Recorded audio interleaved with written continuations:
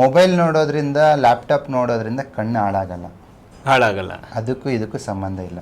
But ಬೇರೆ ಒಂದು reason ಇದೆ. ಒಂದು ಸಿಂಪಲ್ ನಿಮಗೆ ಕ್ವಶನ್ ಕೇಳ್ತೀನಿ. ನನ್ನ ನಿಮ್ಗೆ ಮೂಗಲ್ಲಿ ಮ್ಯೂಕಸ್ ಬರ್ತಾ ಇದೆ, ಶೀತ ಆಗಿದೆ, ನೋಸ್ ಬ್ಲಾಕ್ ಆಗಿದೆ, ನೆಗಡಿ ಆಗಿದೆ, ಗುಣ್ಣೆ ಬರ್ತಾ ಇದೆ, ಅದು ಮೂಗಿನ ಪ್ರಾಬ್ಲಮ್ ಇಲ್ಲ? ಮೂಗಿನ ಪ್ರಾಬ್ಲಮ್ ಅಲ್ಲ, ಲಂಗ್ಸ್. ಓಕೆ, ಲಂಗ್ಸ್ ಅಲ್ಲಿ ಕೋಲ್ಡ್ ಆದ್ರೆ ನೋಸ್ ಬ್ಲಾಕ್ ಆಗುತ್ತೆ ಅಲ್ವಾ? ಲಂಗ್ಸ್ ನೋಡಿ, ಲಂಗ್ಸ್ ಕೋಲ್ಡ್ ಆಯ್ತು ಅಂದಾಗ ನೆಗಡಿ ಆಗುತ್ತೆ. ಲಂಗ್ಸ್ ಶೇಪ್ ಹೇಗಿರುತ್ತೋ ಅದೇ ತರ ಮೂಗಿನ ಶೇಪ್ ಇರುತ್ತೆ. ಸೊ ಮೂಗು ಅನ್ನೋದು ಲಂಗ್ಸ್ ಪ್ರೊಜೆಕ್ಷನ್ ಅಷ್ಟೇ. ಲಂಗ್ಸ್ ಶೇಪು ಮೂಗಿನ ಶೇಪ್ ಒಂದೇ. ನಿಮಗೆ ಕಫ ಆಗಿದೆ, ಕೆಮ್ಮಾಗಿದೆ, ನೆಗಡಿ ಆಗಿದೆ, ನೋಸ್ ಬ್ಲಾಕ್ ಆಗಿದೆ ಅಂದ್ರೆ ಮೂಗಿಗೆ ಟ್ರೀಟ್ಮೆಂಟ್ ಕೊಡಬಾರ್ದು. ಟ್ರೀಟ್ಮೆಂಟ್ ಎಲ್ಲಿ ಕೊಡಬೇಕು? ಲಂಗ್ಸ್ ವೈಟಲ್ ಆರ್ಗನ್, ಇದು ಸೆನ್ಸರಿ ಆರ್ಗನ್ ಅಷ್ಟೇ. ಅದೇ ತರ ಈ ಲಿವರ್, ಕಣ್ಣು ಎರಡು ಒಂದೇ ಶೇಪ್ ಅಲ್ಲಿ ಇರ್ತವೆ ನೋಡಿ, ಲಿವರು ಮತ್ತೆ ಕಣ್ಣು. ಸೊ ಲಿವರ್ ಅಲ್ಲಿ ಏನು ವ್ಯತ್ಯಾಸ ಆಗುತ್ತೆ, ಎನರ್ಜಿ ವ್ಯತ್ಯಾಸ ಆಗುತ್ತೋ ಅದು ಕಣ್ಣಲ್ಲಿ ಬರುತ್ತೆ. ಕಣ್ಣಲ್ಲಿ ಏನಾದ್ರು ಎನರ್ಜಿ ಹೆಚ್ಚು ಕಡಿಮೆ ಆಗಿದೆ ಅನ್ಕೊಳ್ಳಿ, ಕಣ್ಣಿನ ತಿಕ್ಕು ಇರಿ, ನೀವು ಬದುಕ್ತಿರಲ್ವಾ? It's not vital organ, it's a sensory organ. ಇದು ವೈಟಲ್ ಆರ್ಗನ್ ಅಲ್ಲ. ಸೊ ಇವತ್ತು ಲಿವರ್ ಅಲ್ಲಿ ಕಣ್ಣು ಮಂಜಾಗಿದೆ, ದೂರದ್ ಕಾಣಲ್ಲ, ಹತ್ರದ್ ಕಾಣಲ್ಲ, ಕಣ್ಣಲ್ಲಿ ಪೊರೆ ಬಂದಿದೆ, ಬ್ಲರ್ ಆಗ್ತಿದೆ, ಎಲ್ಲವುದು ಅದು ಲಿವರ್ ಎನರ್ಜಿ ವ್ಯತ್ಯಾಸ, ಕಣ್ಣಿಂದಲ್ಲ. ನೀವು ಲಿವರ್ನ ಸ್ಟ್ರೆಂಥನ್ ಮಾಡಿ, ಲಿವರಿಗೆ ಟ್ರೀಟ್ಮೆಂಟ್ ಕೊಡಿ, ಆಟೋಮೆಟಿಕ್ ಕಣ್ ಸರಿ ಆಗುತ್ತೆ.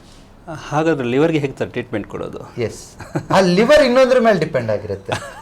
ಓಕೆ, ಯಾರ ಮೇಲೆ ಗೊತ್ತಾ? ಮಸಲ್ಸ್ ಮೇಲೆ.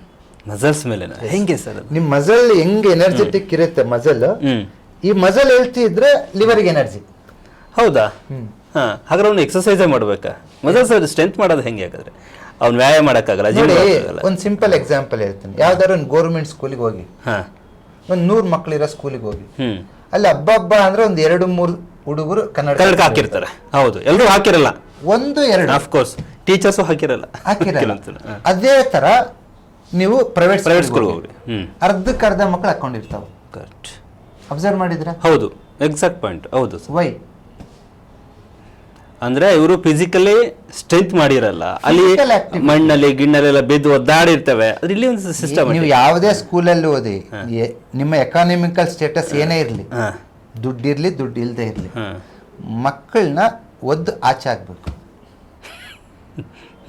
ಮೊಬೈಲ್ ಕುತ್ಕೊಳ್ಳೋದ್ರಿಂದ ಕಣ್ ತೊಂದರೆ ಆಗಲ್ಲ, ಸುಮ್ಮನೆ ಕುತ್ಕೊಂಡು ಕಣ್ ತೊಂದರೆ ಆಗತ್ತೆ. ಕುತ್ಕೋಬಾರ್ದು. ಎಸ್ಪೆಷಲಿ 12 ವರ್ಷದ ಒಳಗಡೆ.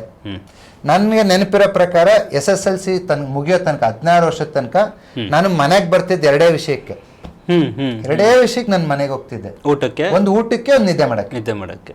ಉಳಿದ ಟೈಮಲ್ಲಿ ಆಚೆನೆ ಆಡು.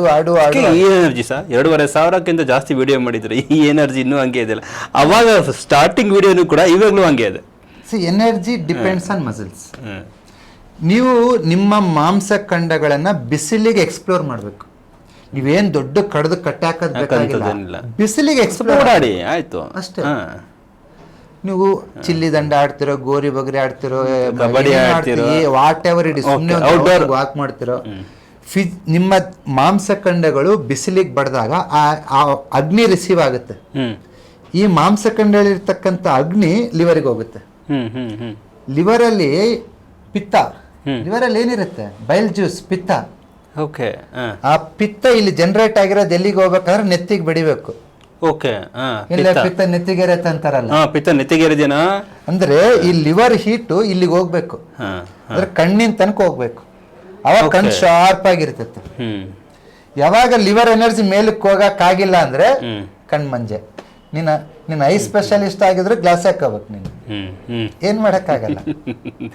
ನೋಡಿ ನಮ್ಮ ಈಗ ಟೆಸ್ಟ್ ಮಾಡಿಸ್ಲಿ ಐಸು, ಇನ್ನೊಂದು 6 ತಿಂಗಳಾದ್ರೆ ನೀವ್ ಹೇಳಿದಲ್ಲ ಆ ಟ್ರೀಟ್ಮೆಂಟ್ ಮಾಡ್ಲಿ. 2 ತೋರು ಬೆರಳು ಮಧ್ಯದ ಜಾಯಿಂಟಿಗೆ ವಾರಕ್ಕೆ 2 ದಿನ ಸ್ಕೈ ಬ್ಲೂ, 2 ದಿನ ಆರೆಂಜ್, ಇಷ್ಟಾಗ್ಬಿಟ್ಟು ಈ ಲಿವರ್ ರಿಫ್ಲೆಕ್ಸ್ಗೆ ವಾರಕ್ಕೆ 2 ಸತಿ ಈ ತರ 20 ಟೈಮ್ಸ್ ಪ್ರೆಸ್ ಮಾಡಿ.